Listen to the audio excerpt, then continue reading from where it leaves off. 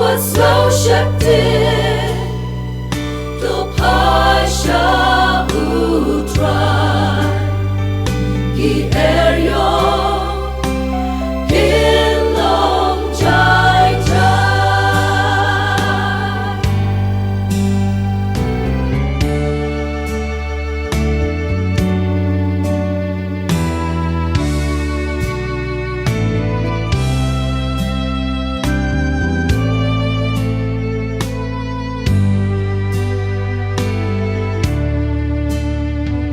Wat sheptieng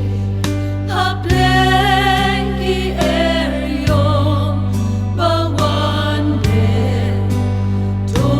pan shu try long ba yai ne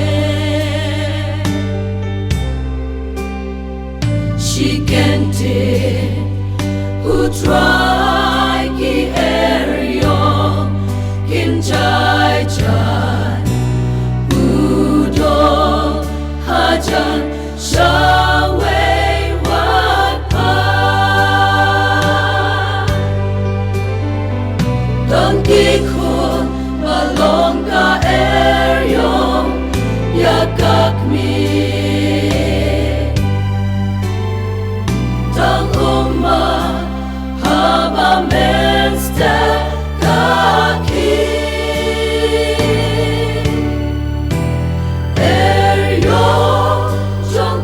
Jingmut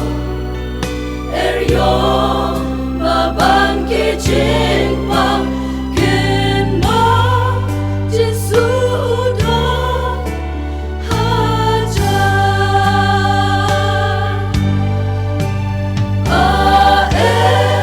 wat